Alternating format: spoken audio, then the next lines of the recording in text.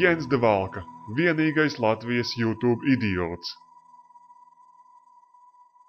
Čaunieks, tautiet, te Jens de Valka, vienīgais Latvijas YouTube idiots. Un, damn! Es gribēju tev padalīties vienā telefonu sarunā, ja pareizāk sakot, bija divas. Es sākumā piezvanīju uz Latvijas banku Jurim Kravalim un vēlējos ar viņu parunāt eiro sakarā. Tajā brīdī viņš bija komandējumā Beļģijā, un 16. datumā viņam bija jābūt atpakaļ un jārarā. Un tad es šodien piezvanīju, nevarēju tikt līdz viņam atkal, un es teicu, sekretāri teica, varbūt viņš lai atzvanīja mums, un jārarā iztiet rallā. Jā, lūdzu, un tad viņš man atzvanīja. Tas kā ritēja tā saruna sekojoši. Vai jūs būtu Sonderkungs, lūdzu? Jā. Te Juris Kravals, Latvijas banka, jūs mums zvanījis un lūdzu, lai atzvana? Jā, es būtībā pārstāvu Tautas mēdīs, un es skatījos jūsu interviju, kas tas bija par radio, tas LK, kā viņi tur... Tīgais radio droši, ne? Jā. Lai vienkārši saprastu, es neesmu kristīgā radiofans, bet es pa eiro informāciju pētu un vēlos zināt. Un vienkārši man likās tas ļoti tā interesants pirmām kārtām, kad, cik es saprotu, no 2007. līdz kaut kādam, kuram gadam jūs bijāt Amerikā, jūs strādājāt te Vašingtonā? Jā, es strādāju Starptautiskā valūtas fondā no 5. līdz 7. gadam. Jūs strādājat Starptautiskā valūtas fondā? Jā. Un tagad jūs esat Latvijas bankas, teiksim, tā darbinieks? Jā, es biju pirms tam un arī pēc tam, jā. Tajā laikā jūs nebijāt? Tad, kad jūs Amerikā strādājat, vai jūs skaitījāties arī tad Latvijas bankas, teiksim, pārstāvēt? Es varu mēģināt atbildēt. Nē, vienkārši es jums tūlīt priekš, vienkārši man tas liekas ļoti interesanti. Un, teiksim, eiro jautājumā, ja, un jūs noteikti esat kursā par daudzām lietām. Man vienkārši jautājums, jūs personīgi, teiksim, cik es saprotu, uzskatāt, ka Latvijā vajadzētu virzīties eiro virzienā? Jā, es to esmu nepārprotam paudzes. Es domāju, ka tas ir labākais variants, kas ir. Es nesaku, ka tā ir paradīze laimes, to es nesaku. Bet, teiksim, kas būtu tie jūsu galvenie argumenti tajā? Bet tu bija vesels raidījums. Nē, jā, es vienkārši gribu precizēt. Teiksim, viens no jūsu argumentiem ir procentu likmes, ja, zemāks, aizņemoties naudu. Pagaidiet,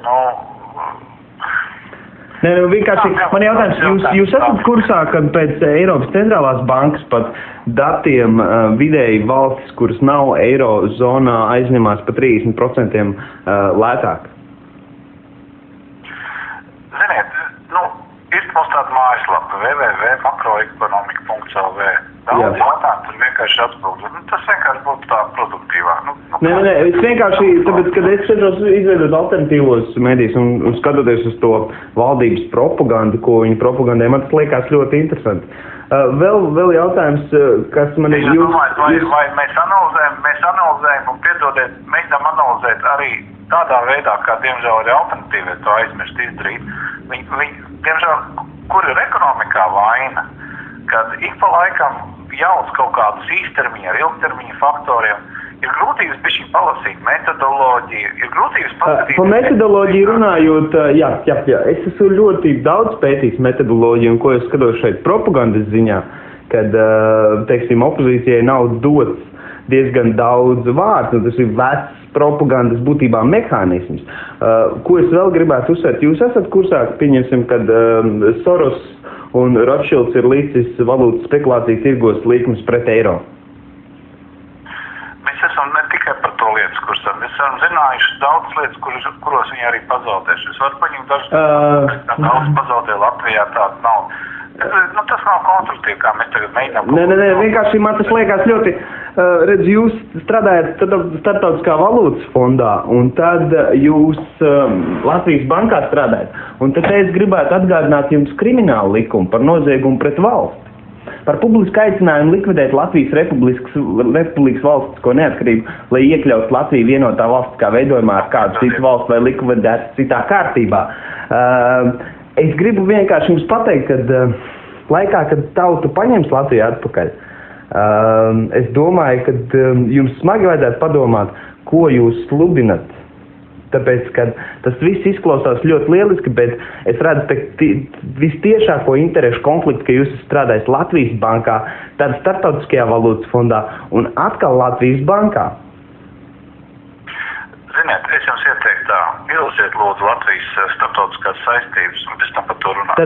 Tad Latvijas starptautiskās saistības ir pirms Latvijas interesēm? Piedodiet. Nē, atbildat, tas ir ļoti vienkāršs jautājums. Jūs uzdodat nekorektus jautājumus. Kādā ziņā nekorekts? Es vēl precizēju, kādā ziņā nekorekts. Tad nekorekts jautājums ir par jūsu interešu konfliktu par starptautisku. Jā, tad tur redzēju to sarunu. Un kur man ir problēma, jo es tur oficiāli bija rakstīts, kā Vašingtonas, jā, kas tur. Man vienkārši liekas, ka tur ir nedaudz interešu konflikts. Ja tu strādā Latvijas bankā, Startautiskā valūtas fondā un atkal Latvijas bankā. Nu jā, saņēma instrukcijas, tagad brauc atpakaļ Latvijas bankā strādā un propagandē eiro. Lieliski, superīgi. Un tad tas Startautiskā valūtas fondā aizņēmums un jārirā. Tiešām? Labi. Es esmu tikai vidusmēra idiots. Ko es varu saprast? Tā ir visa ekonomika. Un ne, mums vajag par to domāt. Mums vajag skatīties seriālus un dzīves pasaciņas par televizoru. Kā panorāma un kaut kā tā. Aicinātu vēl iemest acī Tautas mēdīju kanālā. Viņš ir pielinkots manam YouTube kanālam šitam te. Apakšbiksēs. Tur būs arī linki uz to otro kanālu un jā, vēl par maniem matiem. Es vienkārši viņus nevarēju savākt. Sorry, es izskatos salds, mantas riebjās. Čau!